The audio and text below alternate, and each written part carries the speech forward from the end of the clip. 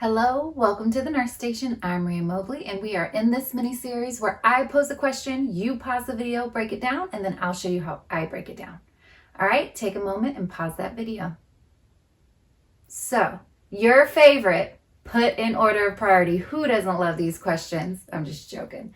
But it's a strategic approach. I know y'all see me do this a couple times if you watch my videos, but this is very similar to who do you see first. So your first step, label it expected versus unexpected. So if you have a disease or a topic, for instance, all of these individuals are post-operative, that's a topic, you are going to see if the symptoms are expected for the disease or topic or not. Because you always want to go to what's unexpected, right? It's a perfect world.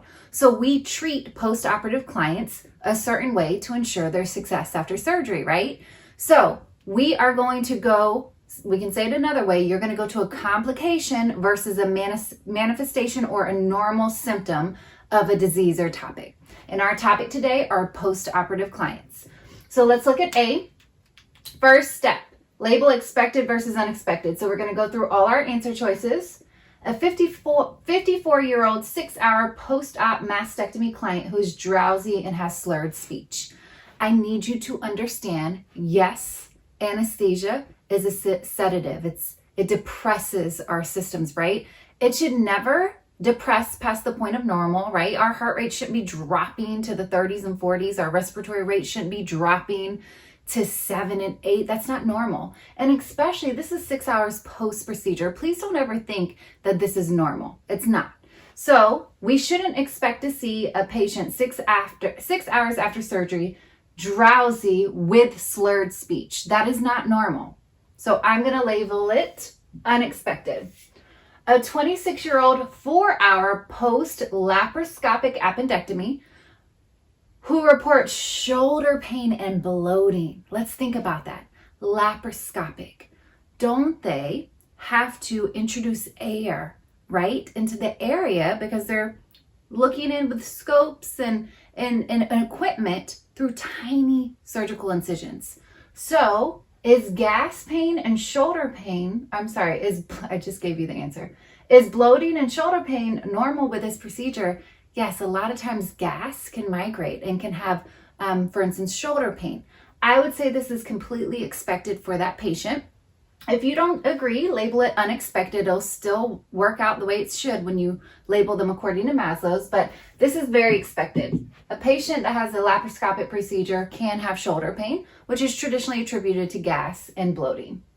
A 37-year-old 1-day post-thyroidectomy, so always think about the specific surgery, with drooling and difficulty swallowing.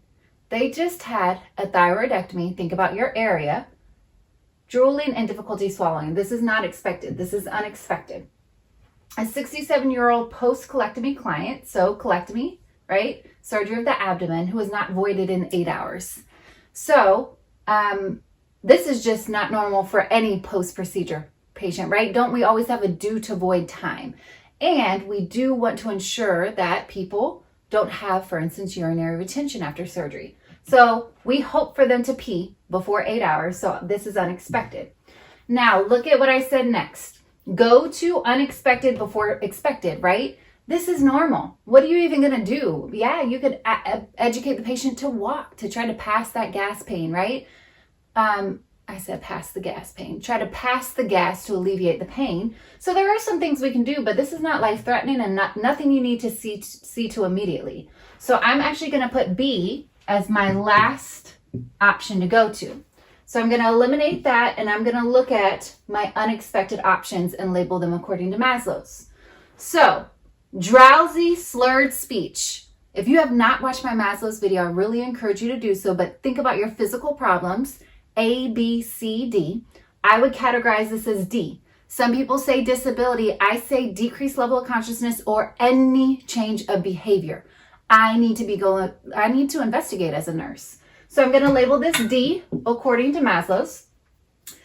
1-day post-thyroidectomy, drooling and difficulty swallowing. What are you most concerned about according to Maslow's?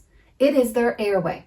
The location of the surgical incision for this thyroidectomy client and difficulty swallowing, I am most concerned about airway. So label it A, airway. A 67-year-old post-colectomy client who has not voided in 8 hours. You're thinking urinary retention, and don't make it anything bigger than it is, right? We're not diagnosing people. We're not healthcare providers. Label it just as it is. I would actually label this GU for genitourinary, right? What if it's an abdominal problem? You can label it GI. Keep it simple. Keep it basic. And according to Maslow's, what should we always go to first? Of course, airway. So I would go to C first. Between urinary retention and a change in behavior, I would go to a change in behavior first. And then I would go, look, I said I would go to a change in behavior first, which I was thinking disability, but your answer choice is A. And then I would go to see what's going on with my patient related to, is it potentially urinary retention? What's going on with them? So this is the order I would have put my clients in. So as always, I hope this helps. I just encourage you to have a systematic way in which you break down questions. So as always, if this helped you, help somebody else so we can all be successful together. Take care.